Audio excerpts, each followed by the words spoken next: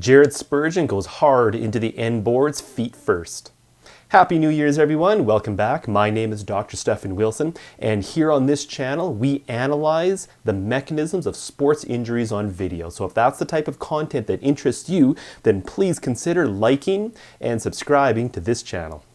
It's New Year's Day today. Thank you for watching. I'm going to take a look at the video from last night on New Year's Eve between the Minnesota Wild and the Nashville Predators in Minnesota.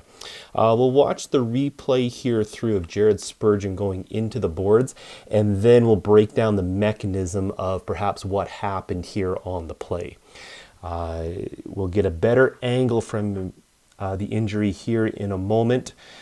What we're looking at here is number 46, Jared Spurgeon. He is the captain of the Wild. He's going into the corner. He's battling against the Predators player. Now, the Predators player with his left leg, he does come in from behind and take out the feet of Spurgeon. He was assessed a match penalty on the play.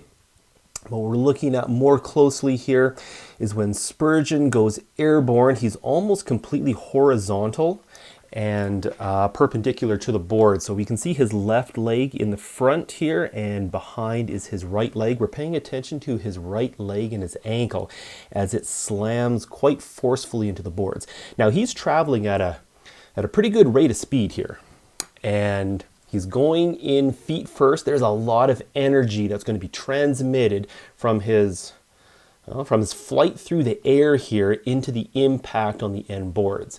First to make contact is his right ankle. His ankle is then pushed and forced into what we call dorsiflexion, where his toes are then coming up towards his knee.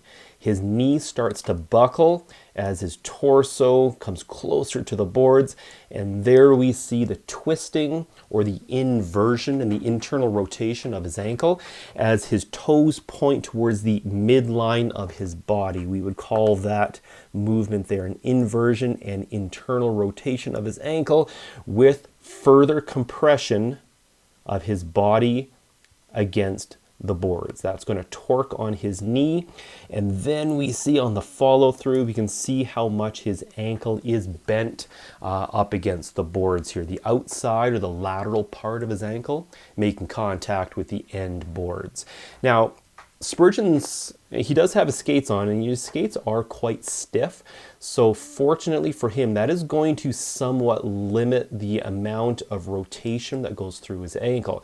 But even so, that's a lot of force being transmitted through his knee and through his ankle. In this position, that will stress the lateral or the outside part of his ankle. More specifically, in an inversion type sprain, that'll be his anterior talofibular ligament, or his ATFL. That will be stretched and compromised on the play.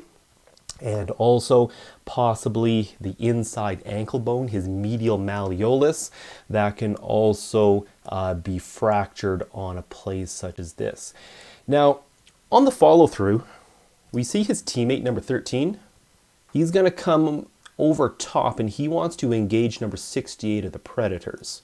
He wants to get some revenge here. So when he comes over top, he's going to attack that Predators player.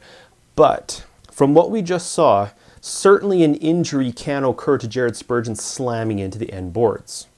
Perfectly reasonable. That is quite understandable here. But in the second half of this video here, I want to draw your attention to the right leg of number 13 and, of course, the right leg of Jared Spurgeon. He's laying on the ice.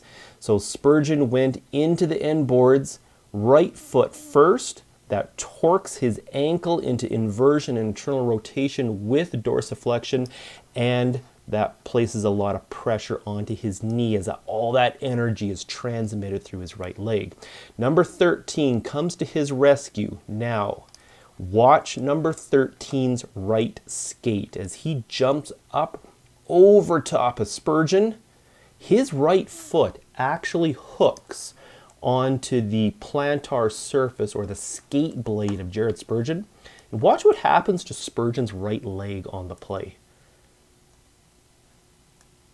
We'll roll that back a couple times. You can see how number 13, his right skate, brings Spurgeon's leg up, and now Placing Spurgeon's foot and his lower leg, his shin, his tibia, his fibula, into what we call external rotation, that is going to stress Jared Spurgeon's inside of his knee, his MCL, his medial collateral ligament, his ACL, his anterior cruciate ligament, possibly his medial meniscus, and placing his foot into eversion and external rotation, which is then going to stress the inside part of his ankle, his deltoid ligament, and leading to a high ankle sprain on the outside.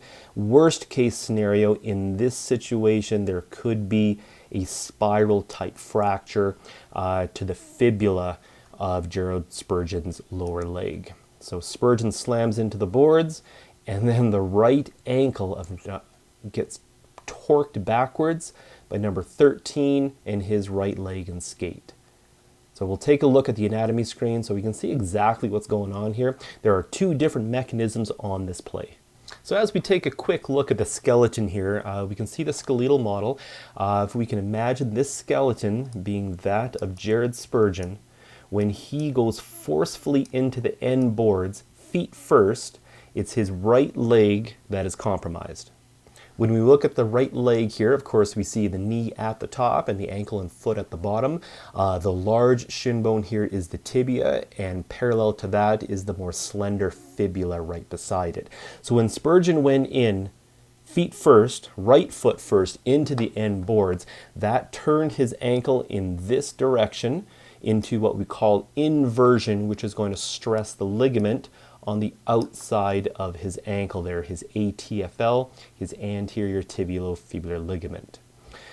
But subsequently, when Spurgeon was then laying face down, he was prone on the ice, his teammate came in over top, hooking his foot, which then torqued his foot into eversion and external rotation in that direction.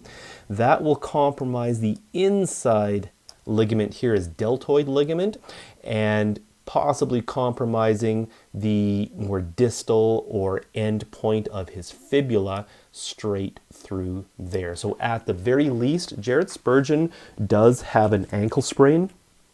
At the very most, he could have an ankle sprain. There possibly could be a fracture, and when his foot was forcefully externally rotated, that is going to really torque on the inside of his knee, his MCL, the inside part of his knee, his ACL, and then the soft tissue, the cartilage, the meniscus, straight through the joint space of his right knee. Jared Spurgeon could be looking at multiple injuries here to his lower leg.